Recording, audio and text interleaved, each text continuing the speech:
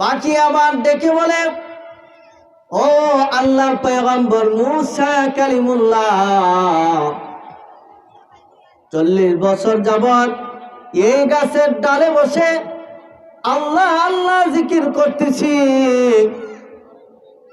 আমার তৃষ্ণার তাড়নায় কলিজা ফেটে যায়, তারপরেও আমি পানি পান করার জন্য নিচে নামি না।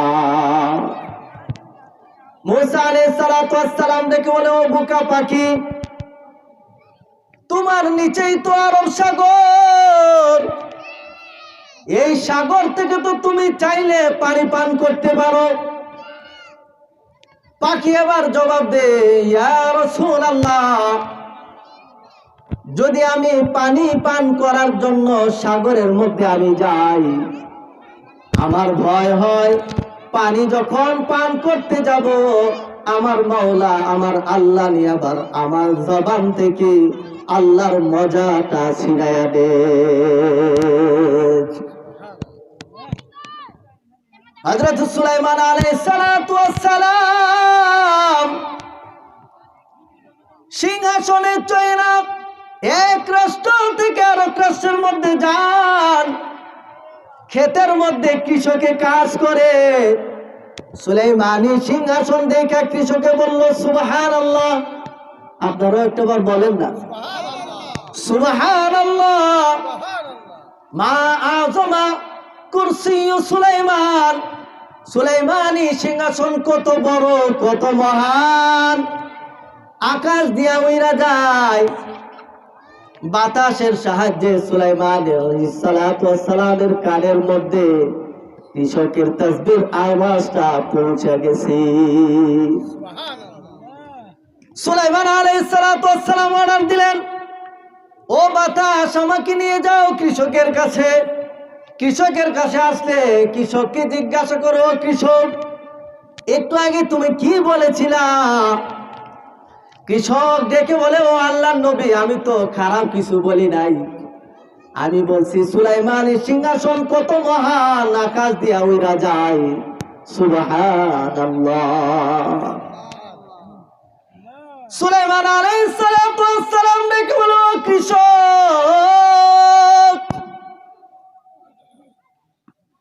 তোমার একবার সুবহানাল্লাহর ওজন এত বেশি, মর্যাদা এত বেশি, সুলাইমানি সিংহাসনের চেয়ে তোমার একবার সুবহানাল্লাহর মর্যাদা আল্লাহর কাছে অনেক বেশি।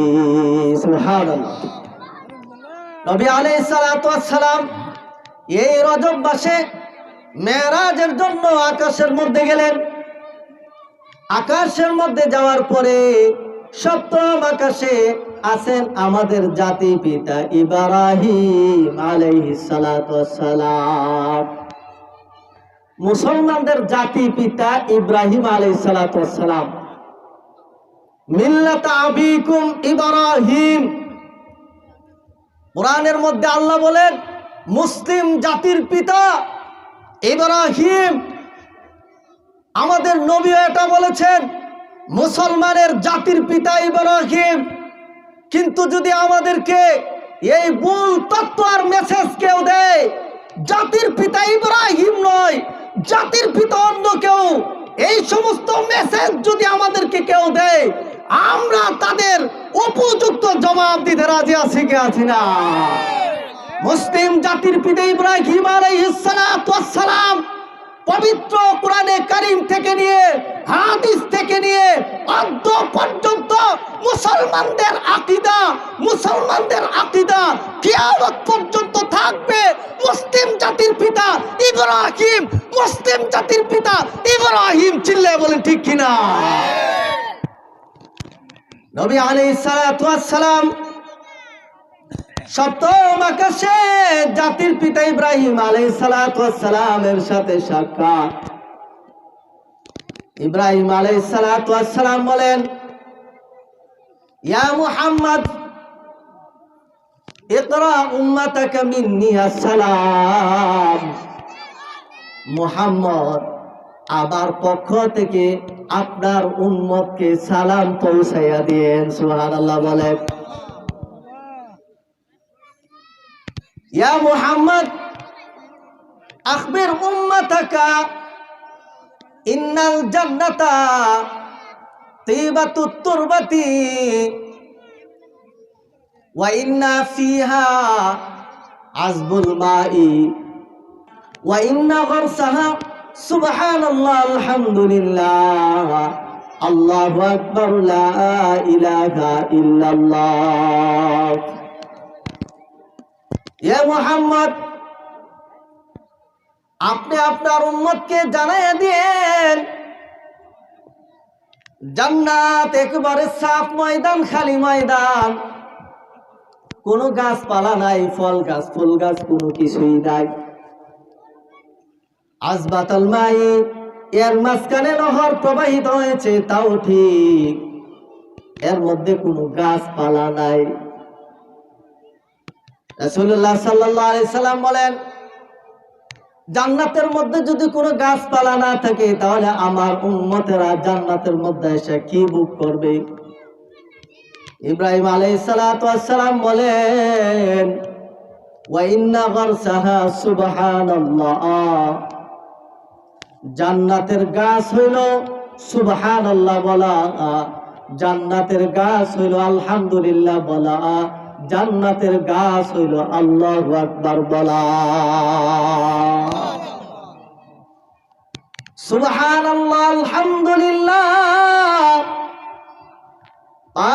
সত্য নামাজের পর যারা পাঠ করবে, গফিরাত খাতায়াহু, তাদের পিছনের সকল সগীরা গুনাহ মাফ হয়ে যাবে। সুবহানাল্লাহ বলেন।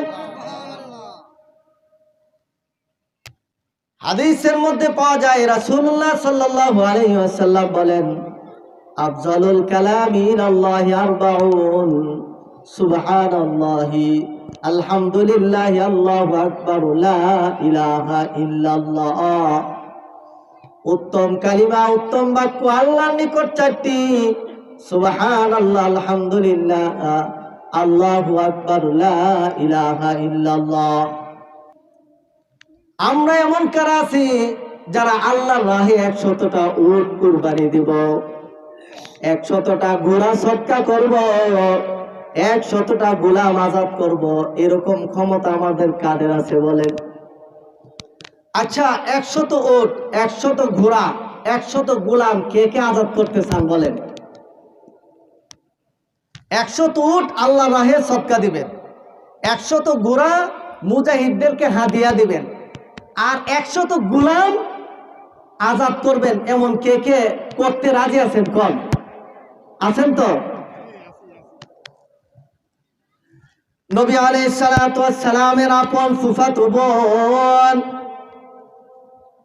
আপন চাচাতো বোন উম্মে হানি রাদিয়াল্লাহু তাআলা আনহা নবীর কাছে গিয়া আমল চেয়েছিলেন, নবী গো আমাকে কিছু সহজ আমল দিন। আল্লাহ নবী সাল্লাল্লাহু আলাইহি ওয়াসাল্লাম বলেছিলেন, তুমি যদি দৈনিক 100 বার সুবহানাল্লাহ পড়ো তাহলে 100 উট আল্লাহর রাহে কুরবানি করার সওয়াব হবে। 100 বার আলহামদুলিল্লাহ পড়লে আল্লাহর রাহে 100 ঘোড়া হাদিয়া দেওয়ার সওয়াব হবে। যদি তুমি 100 বার আল্লাহু আকবার বলো তাহলে 100 গোলাম আজাদ করার সওয়াব হয়ে যাবে। ও মুসলমান, এই আমলগুলো কত সহজ, কিন্তু আমরা এগুলো করি না। হাঁটতে, বসতে, চলতে, সর্ব অবস্থায় জিহ্বাটা নাড়ানো যায়, কিন্তু আমরা এত গাফেল হয়েছি, এই ছোট ছোট তাসবিহগুলো জবানে পড়ি না। আল্লাহ রাসূল সাল্লাল্লাহু আলাইহি ওয়াসাল্লাম বলেন, সুবহানাল্লাহি ওয়া বিহামদিহি সুবহানাল্লাহিল আযীম। এই যে ছোট্ট একটা তাসবিহ, এই তাসবিহর ফায়দা হলো, এই তাসবিহর ফলাফল হইল 1,24,000 নেকি দান করা হয়। সুবহানাল্লাহি ওয়া বিহামদিহি সুবহানাল্লাহিল আযীম যারা দৈনিক 100 বার পাঠ করবে 1,24,000 নেকি তাদের আমলনামার মধ্যে দান করে দেওয়া হবে। ও মুসলমান, আজকে আমরা হয়েছি বেঈমান, আমল থেকে হয়েছি দুর্বল। ছোট ছোট আমলগুলো যদি আমরা জবানের মধ্যে জারি রাখি, আল্লাহ তাআলা আমাদেরকে বড় বড় আমল করার তৌফিক দান করবে। আল্লাহ পারেন কি পারেন না? এই জন্য আল্লাহকে পাওয়ার জন্য অন্ততপক্ষে জিহ্বাটা নাড়াইতে রাজি আছি ইনশাআল্লাহ। আমরা কে কে পারবো দৈনিক 100 বার সুবহানাল্লাহ, আলহামদুলিল্লাহ, আল্লাহু আকবার এবং সুবহানাল্লাহি ওয়া বিহামদিহি সুবহানাল্লাহিল আযীম 100 বার করে পাঠ করতে পারবো ইনশাআল্লাহ। এবং কে কে আছে একটু হাত তুলে দেখায়। আয় আল্লাহ আমাদের সকলকে ছোট থেকে বড় সর্ব রকমের আমল করার তৌফিক দান করুন। হযরত আবু হুরায়রা রাদিয়াল্লাহু তাআলা আনহু থেকে বর্ণিত, রাসূলুল্লাহ সাল্লাল্লাহু আলাইহি ওয়াসাল্লাম বলেন যে আল্লাহ তাআলা হাদিসে কুদসির মধ্যে বলেছেন, ইন যাকারানি নাফসি যাকারতুহু নাফসি ওয়া ইন যাকারানি ফি মালাইন যাকারতুহু ফি মালাইন খায়রিন মিনহুম। হাদিসে কুদসির মধ্যে আমার আল্লাহ রাব্বুল আলামিন বলেন, জগতের যেখানে কোনো দ্বীনি মাজলিস, দ্বীনি মাহফিল হয়, আমার আল্লাহ রাব্বুল আলামিন ওই মজলিসের চেয়ে উত্তম মজলিসের মধ্যে ওই সকল বান্দাদের প্রশংসা করতে থাকি। আমার আল্লাহ রাব্বুল আলামিন 3 কারণে মানুষকে নিয়ে ফেরেশতাদের মজলিসের মধ্যে গর্ব করেন। ওই কারণে একটু বলেন। 3 কারণে মানুষদেরকে নিয়ে আল্লাহ তাআলা ফেরেশতাদের মজলিসের মধ্যে গর্ব করেন, ফখর করেন। 1 নম্বর কারণ হইল, আকাশের ফেরেশতারা হলো পরাধীন, মানুষ হইল স্বাধীন। এই স্বাধীন মানুষেরা যখন আল্লাহর গুণগান শোনার জন্য কোন মজলিসের মধ্যে বসে যায়, আল্লাহ তাআলা ফেরেশতাদের মধ্যে মানুষদেরকে নিয়ে গর্ব করে। মানুষদের মজলিসকে নিয়ে গর্ব করার দ্বিতীয় কারণ হইল, ফেরেশতারা দেখা মুমিন আর মানুষ হইল না দেখা মুমিন। কথা ঠিক না বেঠিক? ফেরেশতারা আরশ দেখেছে, লৌহ দেখেছে, কলম দেখেছে, আল্লাহকেও দেখেছে, জান্নাত দেখেছে, জাহান্নামের শাস্তি তারা দেখেছে। দেখা তারপর আল্লাহর উপর ঈমান এনেছে। ও মুসলমান, আমরা কি আরশ দেখেছি, কলম দেখেছি, লৌহ দেখেছি, জান্নাত দেখেছি, জাহান্নাম দেখেছি? না না, কোনো কিছু আমরা দেখি নাই।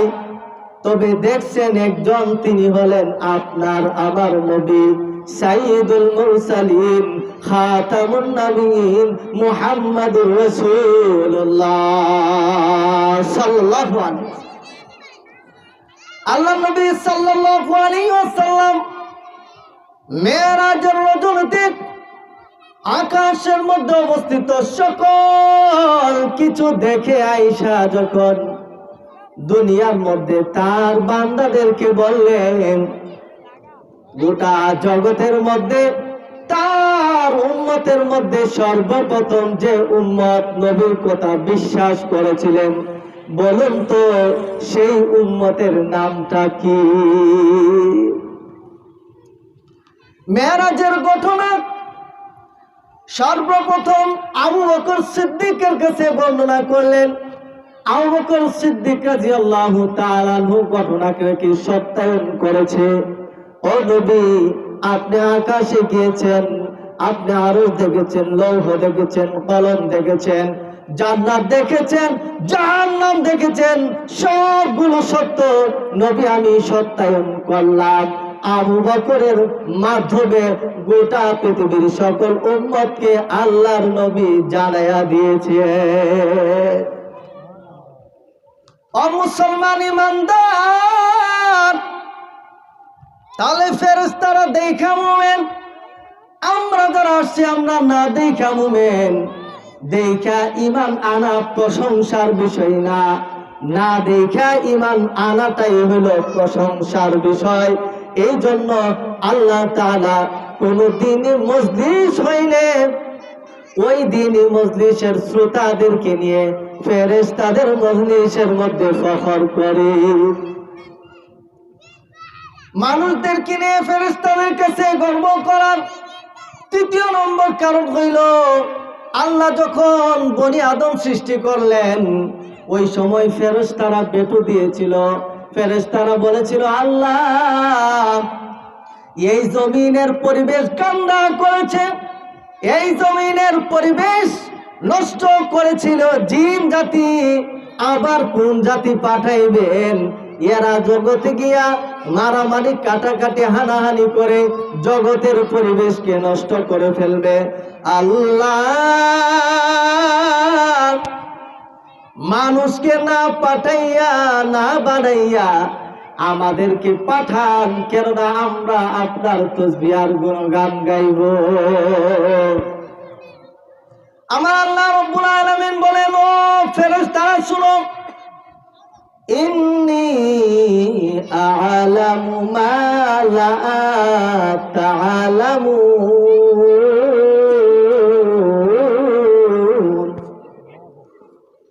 আমি যা জানি ফেরেশতারা তোমরা তা জানো না।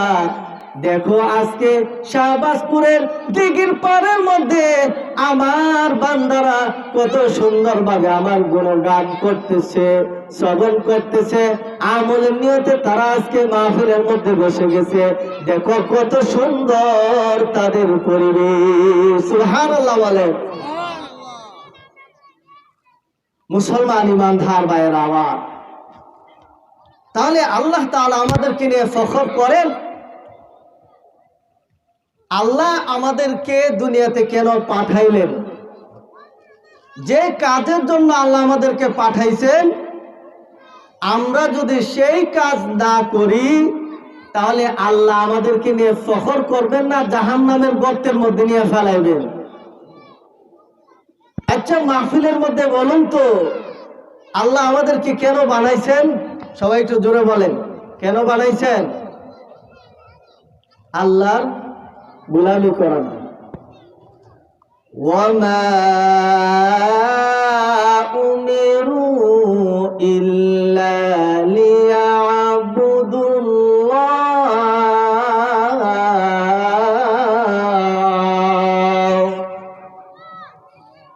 আল্লাহ আমাদেরকে বানাইছেন আল্লাহর গোলামি করার জন্য। কি করার জন্য? একটু জবানটা খুলেন। আল্লাহর গোলামি করার জন্য। আল্লাহ রাব্বুল আলামিন আমাদেরকে আল্লাহর গোলামি করার জন্যই জগতের মধ্যে পাঠাইছেন, অন্য কোনো উদ্দেশ্যে নয়। আল্লাহর গোলামি কয়ভাবে হয়? পবিত্র কোরআনে কারীমের সূরাতুল আনফালের মধ্যে আল্লাহ রাব্বুল আলামিন যে বলেছেন, ইন্নামাল মুমিনুনা আল্লাযীনা ইযা যুকিরাল্লাহ।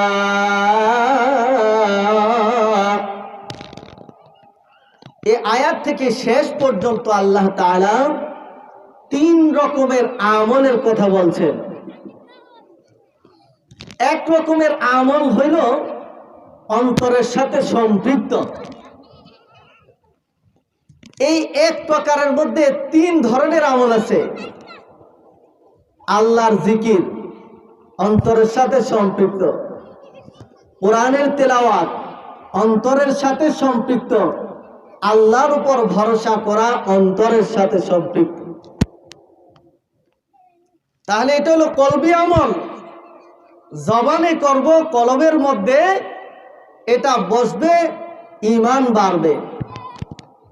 দ্বিতীয় প্রকারের আমল হইল অঙ্গ প্রত্যঙ্গের আমল, নামাজ, রোজা, তারপরে নেক কাজে যাওয়া, ভালো কাজ করা, এগুলো অঙ্গ প্রত্যঙ্গের সাথে সম্পৃক্ত।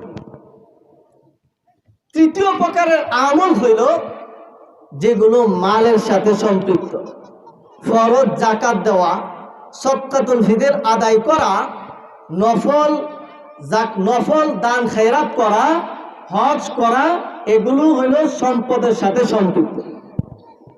মোহতারাম হাজিরিন, তাহলে 3 রকমের আমল যদি কোনো মানুষ করে তাহলে সে হবে পাক্কা মুমিন।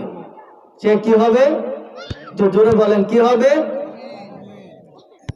তাহলে প্রথম নম্বরের আমল হইল যে জিকির, কোরআন তেলাওয়াত আর আল্লাহর উপর ভরসা। দ্বিতীয় রকমের আমল হইল অঙ্গ প্রত্যঙ্গের আমল। তৃতীয় রকমের আমল হইল সম্পদের আমল, মালের আমল।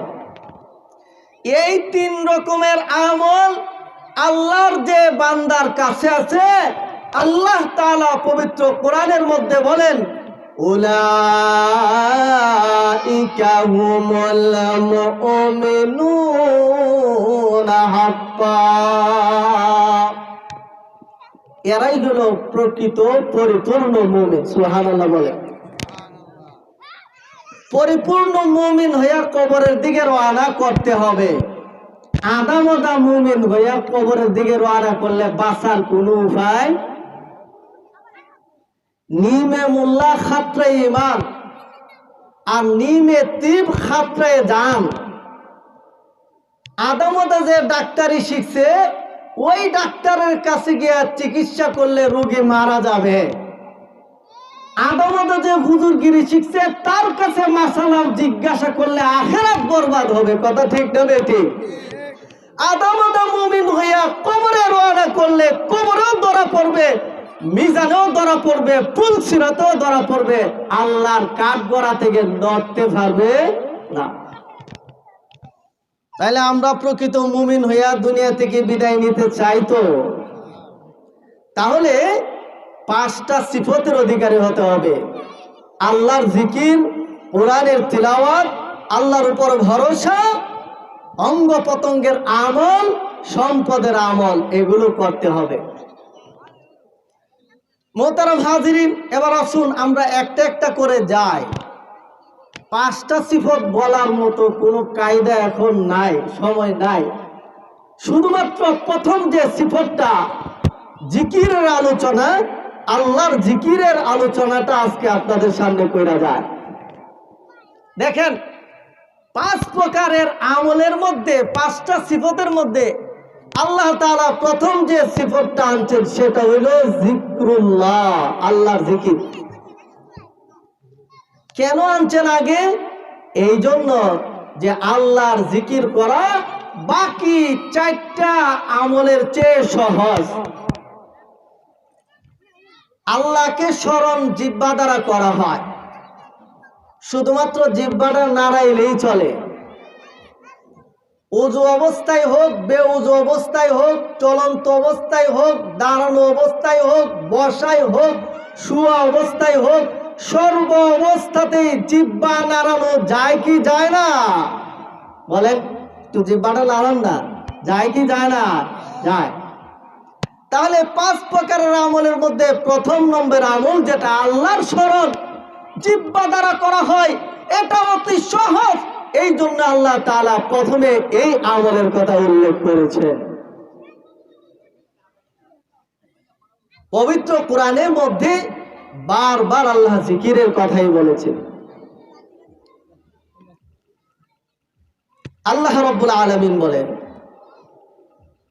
ইয়া আইয়ুহাল্লাযীনা আমানু যকুরুল্লাহা যিকরান কাসীরা। হে ঈমানদারগণ, বেশি বেশি আল্লাহর জিকির করো। আল্লাহর জিকিরের মধ্যে শ্রেষ্ঠ জিকির কি?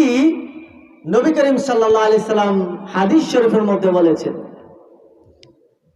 আফজালুজ যিকরি লা ইলাহা ইল্লাল্লাহ। সর্বোত্তম জিকির লা ইলাহা ইল্লাল্লাহ। সর্বোত্তম জিকির কি ভাই? লা ইলাহা ইল্লাল্লাহ। এই সর্বোত্তম জিকির আমাদের জবানের মধ্যে জারি রাখবো তো? এই সর্বোত্তম জিকির আমাদের জবানের মধ্যে জারি রাখবো। দেখেন, আমরা মানুষ হইয়া আল্লাহর জিকির করি না, অথচ গাছপালা, তরুলতা, জীব জন্তু আল্লাহর জিকির করে। সুবহানাল্লাহ বলেন। وَإِن مِّن شَيْءٍ إِلَّا يُسَبِّحُ بِحَمْدِهِ وَلَكِن لَّا تَفْقَهُونَ تَسْبِيحَهُمْ। জগতের সকল জীবন্ত জিনিস আল্লাহর জিকির করে, কিন্তু মানুষ বুঝে না। ওয়া আখিরু দাওয়ানা আলহামদুলিল্লাহি রাব্বিল আলামিন। আসসালামু আলাইকুম।